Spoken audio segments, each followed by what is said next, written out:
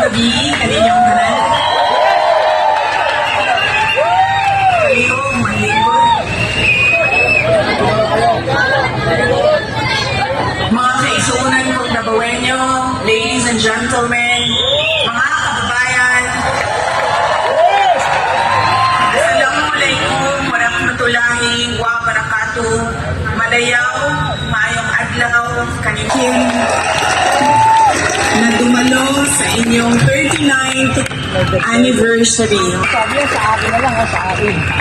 Ang susunod na pagpasalamat ay mula sa akin pa din, personal din sa akin ang pagpapasalamat sa inyong lahat sa suporta ninyo sa aking trabaho noon sa Department of Education at patuloy na suporta ninyo sa aking opisina, ang Office of the Vice President.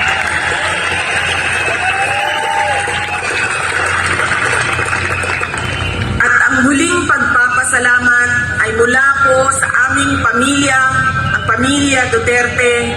Napakalaki ng utang na loob namin sa inyong lahat, mga kababayan, at sa pagkakataon na ibinibigay ninyo sa amin na makapaglingkod sa ating minamahal na Pilipinas. Maraming salamat po. Yan. Ayan na. Marcos Design. Nasabi ko na po,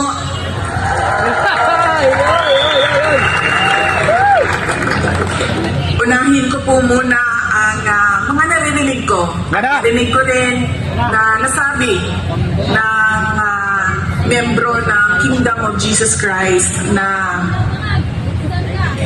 sala manggunitanan ni Inday Sara. Unidagan pa siya presidente, dili na magkalisod-lisod.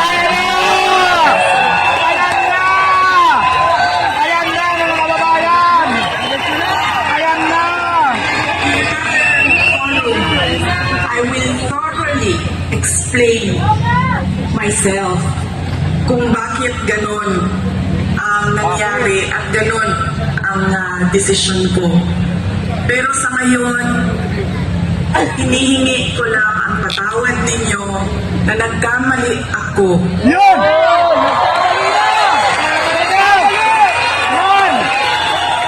Tanggap namin ang patawad!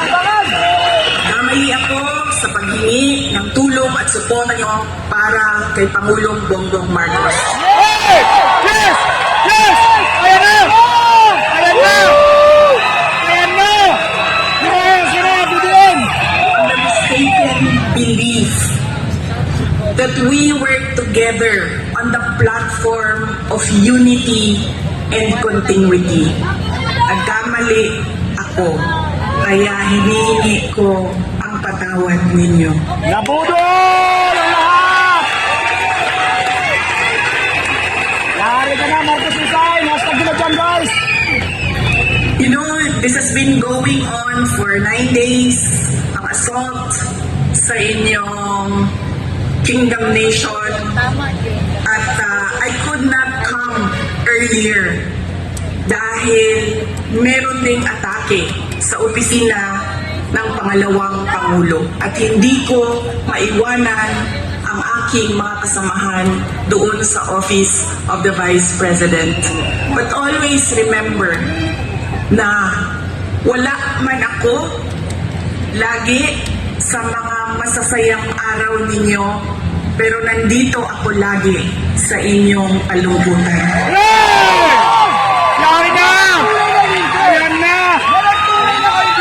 Hindi ko nasaan ka lang. With you in your darkness. Ikaw nakakahiyak talaga. Bago ako pumunta dito, doon sa Manila, sinabihan ako, huwag kang lumapit sa KOJC dahil talo ka dyan. Nako! Kalaban mo administrasyon, kalaban mo dayuhan na superpower. Sabi sa akin noon, walang contest, hindi ako matatalo. Walang kompetisyon. Bakit ako matatalo? They may be a minority. Yes! Yes! Yes! around the world. Sabihin na natin na 6 million lang doon ang Pilipino, pero Pilipino pa rin sila. Yes! Ayan na. Nahiya na si Bangag. Oy! Oy, ginargor na ka signal. Noong ako ay naging Vice President, isa sa lagi na problema natin, di lang dito sa Davao City, but sa iba't ibang lugar ng Pilipinas, ay ang disaster response. So nung ako ay umupo, in-institutionalize namin ang Disaster Operations Center ng Office of the Vice President. Ang aming paghahanda ay disaster response. Pinaghandaan namin ang baha, pinaghandaan namin ang delubyo, typhoon, pinaghandaan namin ang earthquake, lahat ng maisip mo na kalamidad, pinaghandaan namin. Pero, nasabi ko doon sa mga kasamahan ko sa Office of the Vice President, we have not prepared for a crisis such as the Kingdom of Jesus Christ. So anong sabi ng libro natin dyan sa Disaster Operations Center? Ano ang dapat natin gawin sa krisis at disaster na ito? Lahat sila walang masagot. Kahit ako matagal, ako nag-isip kung ano ba ang response namin. Because this is a crisis. It is a disaster. Ano dapat ang tugon ng Office of the Vice President? At isa lang ang naisip ko. Sabi ko, as Vice President and as a Dabawenyo, I will be there to comfort them. Ayan na, mga kaibigan. All out na si Inday Sara. Ayan na. I have a moral obligation to assist them if they feel that they are persecuted, kahit kukunti lang sila. Trabaho ko yan bilang pangalawang Pangulo. Tama! Tama! Tama!